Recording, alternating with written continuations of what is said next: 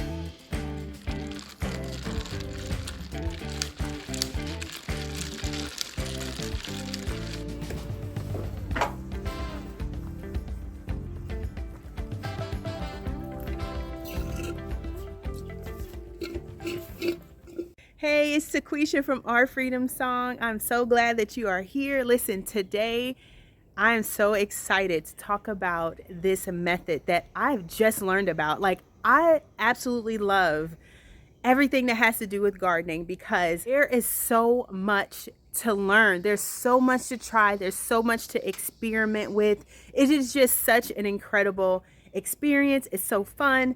And I just love learning like all the things. And I'm pumped up on that spicy pumpkin latte that I made because that was legit. So that right there, that's for all of y'all who legit love pumpkin because it had pumpkin puree in it. And so that pumpkin flavor was amazing. It was so good. And so if you are a pumpkin person, you need to definitely try it. I'm going to be planting these onions right here. And I'm going to be using what I found out is called the high density planting method. So onions are in the alliums family, along with things like scallops and leeks and chives. So anything in the allium family is going to do really great with this method. Like, we can plant it so densely, and from what I was reading, it's because the roots are so fibrous. And so they are just very hardy and you can't really destroy them. Like, you can be pretty like rough with them and they. Okay, so pause real quick. I forgot to mention that the reason why it works as well is because of the grass-like blades. They don't have typical leaves like our other veggies. And so because it's just straight up, we don't have to worry about our leaves shading over the plant that's next to it. So we don't have to worry about that. Okay, unfreeze. Won't like break apart. They're not so like webby like tomato plants, for example. And so I was very happy about that. I was like, wait, what are you telling me right now? Are you telling me that I can take a little space like this and plant all of these seeds in the same area and let them grow up and then transplant them into the ground? Because if you're telling me that, I want to hear everything that you have to say about this method. And so I did. I just started watching a video from M.I. Gardner, and he was explaining about, you know, the whole process and why it works and how it's worked for him for years and all the things. And so I'm like, I need to try this. I'm so excited.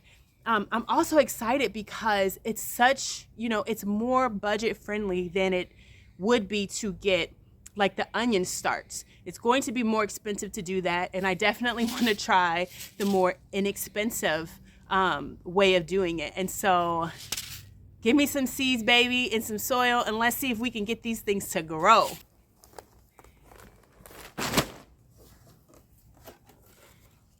Okay, so let's talk about the container that I chose to use. I paid about a little over $1 from the Dollar Tree. And the reason why I'm choosing to use this container is because it's fragile. So I know it's a downfall because it's fragile, but it's also a benefit that it's fragile. Because in my mind, if I go ahead and plant them out, when it's time to break them apart, I could just literally break the outside of this and, you know, just deal with it then. And so I just got this cheap container, like I said, for about $1, a little over $1, because, you know, the Dollar Tree is $1.25 tree now. So about $1.25. I went ahead and got this. I'm just going to put some holes in it so that it can drain. And I have some potting mix that I'm going to use. Just put it in there. And I'm literally going to sprinkle my seeds over the potting mix. And then I'm going to add a little bit more potting mix just over it. I'm really finding out that I like that method. I like the method of placing the seeds there and then putting the amount of soil over it so that I can assure that I haven't planted them too deep. And so that's what I'm going to do. Let's get to it.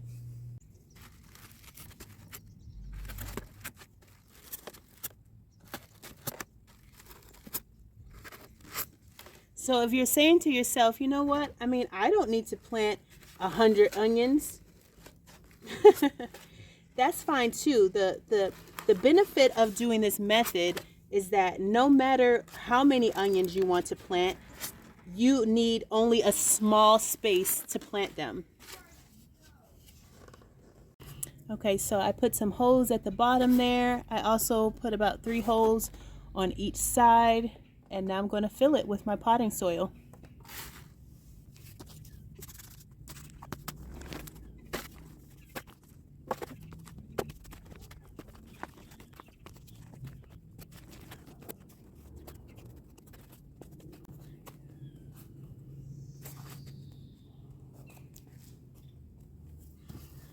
Okay, so I lightly press my soil down. It's not hard, but I just lightly press it down. And I'm going to sprinkle my seeds.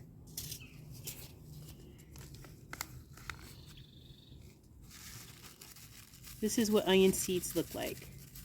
Very cool black seeds.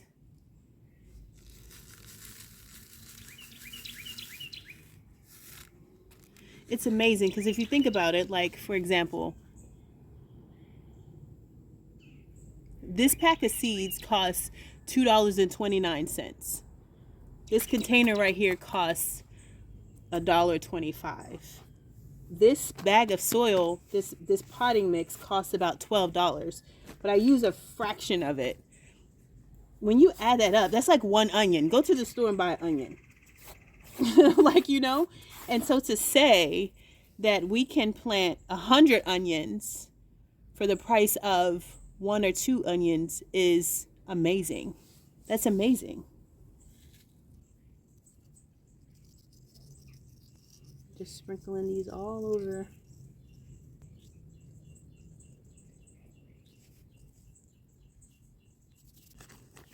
And then, so these are supposed to be planted about a fourth under the soil.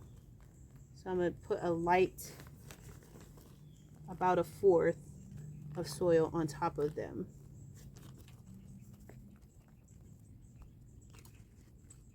And I like it this way because I can control that. I know that no seeds fell through thicker than what I'm putting on the top of here. And so that gives me some confidence. I'm just lightly patting. I'm not pushing it down at all. I'm just evening it out, making it level. And that, my friends, is how we are planting our onions. So I'm actually going to be planting leek seeds exactly the same way. Faith Family Homestead is actually the one who told me about it. And I was like, nah, girl, stop. You telling me that somebody was like planting a whole bunch of something all in one little small area? And she's like, yeah. And I looked it up, and sure enough, it is legit. Like, you know, and to say that we can, you know, on a small scale or in a small space, plant so many things, like that is so encouraging.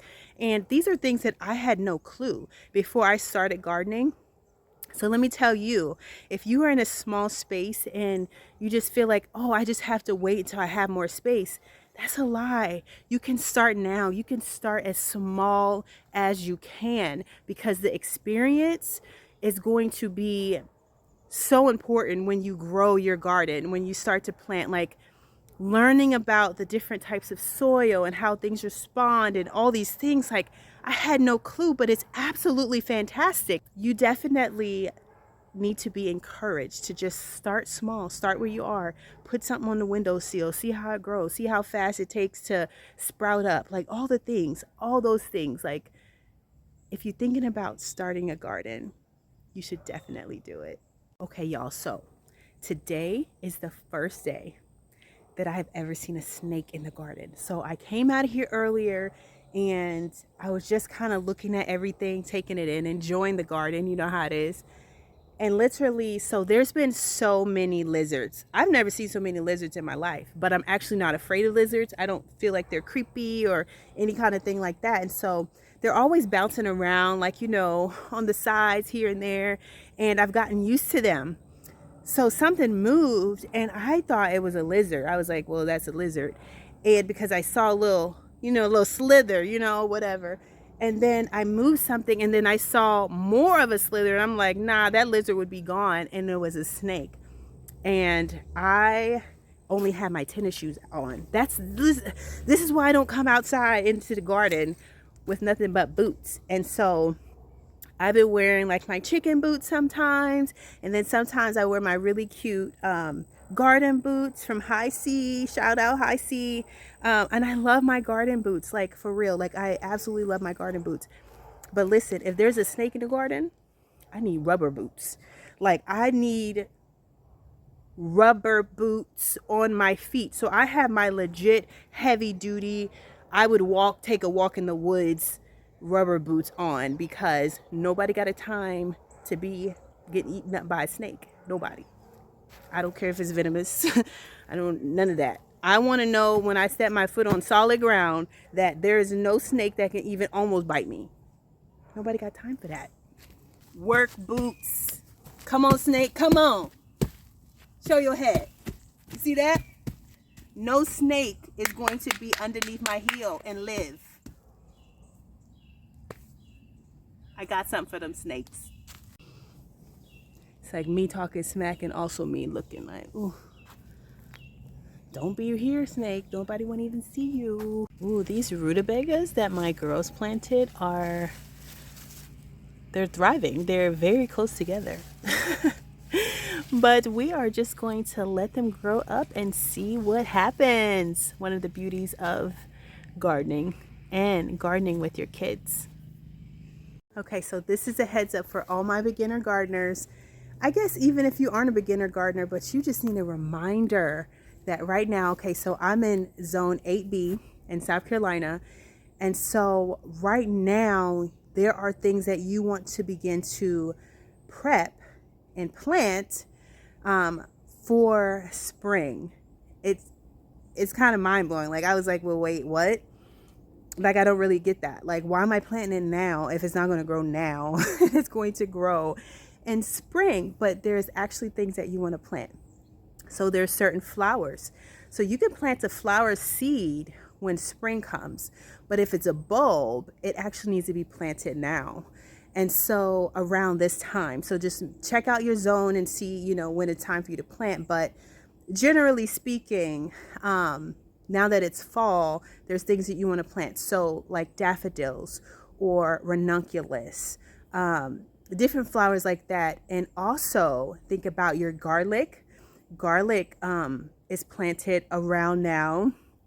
I'm going to be planting my garlic soon, and I can't wait to tell you guys how I'm planning to save so much money and pay a fraction of the cost, because those garlics, like garlic seed garlic, is like, whoa. And so I have tried to really figure out how I could save money and still plant garlic and get a great garlic harvest. And so I will definitely be telling you about that soon. And so garlic is something to think about, as well as, like we planted today, onions. And so if you want to plant onions from seed, which is going to be the less expensive route to take, if you want onions, you want to go ahead and at least try to plant them from seed. Okay, so all of those things are happening right about now. So definitely get what you need so you can plant them into the ground. And you can be prepared when everybody's pulling out their garlic and pulling out their onions. And you're like, wait, when did you plant that? And they're like, last year. And you're like, wait, what? That's what I was thinking. When I started in April, I'm like, okay, so wait, when am I supposed to plant this? And they're like, we already planted it last year. And I'm like, so confused. But when I plant my garlic, I'm going to tell you exactly what I learned so that I could understand. Because I heard what people were saying, but I just didn't understand it. And so now I understand it. And I'm going to share that with you when I plant those things as well, so that you can know and we can win together. Some of these flowers are actually perennials. That means they come back each year. And so think about inside of your garden where you want to have something that's going to grow back. Like it's literally going to grow back. So you can't grow a perennial and still have, you know, a vegetable garden in that same spot. So you really have to consider that. So another thing that you really have to consider is the fact that if you do plant some of those bulbs, if it's a perennial, it's going to come back every year. So you can't have your perennial flowers and then plant carrots on top of that. You get what I'm saying? And so you have to have a special spot just for that. And so I am trying to plan out my garden and figure out how I can have special spots for things. And how do I know? How do I not forget that, hey, I planted a bulb right there? Okay, so let me show you the bulbs. So I got 2 so far. I picked up some ranunculus because I absolutely loved this flower. I got introduced to this flower from Faith Family Homestead Dawn. I got introduced to this flower in her garden and I absolutely loved it. I just thought it was so pretty. It was so beautiful. When I started gardening in April, I didn't really have a love for flowers, if I'm being honest. I was like, in my mind, I just wanted to grow things that my family was going to be able to eat. Now, I know that there's edible flowers, but I just didn't have a mind for flowers. I was really just trying to start and just grow, which is a great mindset. But as I began to garden and experience all the things like pollinating and all those things, I realized how important flowers were. Not only are they good to bring in our insects that are going to pollinate, like bees and butterflies, but literally it's like a breath of fresh air. When you go outside and you see the beauty of all these different flowers, like, it's amazing. And so I vowed at that point, like, you know what? Next spring, I want to have so many beautiful flowers. And so I ended up getting lots of discounted cheap flower seeds from the Dollar Tree. And so I am planning to plant those in the spring. But like I said, right now is the time to plant flowers like these bulbs. This isn't actually a bulb. It's a very interesting looking, looks kind of like an octopus in a way. The bag is closed, and so let me show what it looks like. I think it looks so interesting. But yeah, like this is literally what it looks like. So that's not really like a bulb. It's literally like a dried up flower. Also got a pack of daffodils. I like that it was already deer resistant, and so I went ahead and picked up these daffodils, and this was $12 for 35, and so I like that. Some of the other ones I felt like was really close to spending like $1 per flower, which I didn't like that. I don't really want to spend $1 per flower, but so I like this one. And then this one came with 50 for $12, and so I really like that price. And so I picked these up from Walmart, and I'm just gonna keep my eyes open, and you keep your eyes open too, because actually Dollar Tree sells bulbs. I remember seeing them last spring in the Dollar Tree, and so they sold them in packs of like 3. But listen, if you don't have a huge space that you want to put flowers, you can pick up a couple of those 3 packs and see beautiful flowers grow. And so we all get to experience this beauty that we find in watching things grow. And so I hope that you are so encouraged today by knowing that you can plant so much in a small space. You don't need a lot of space to be able to have a nice, full, abundant garden. This is your reminder. Hey, listen, plant your bulbs. Don't forget your onions. Don't forget your garlic. And if you are brand new to gardening, I'm so glad that you're here. Welcome. I hope that you are encouraged. This is your announcement. If you want to see beautiful bulbs next spring, if you want to have onion bulbs and you want to have garlic bulbs and you want to have beautiful flowers, some of these things need to be planted right now. It's not too late for you. I will see you guys next time.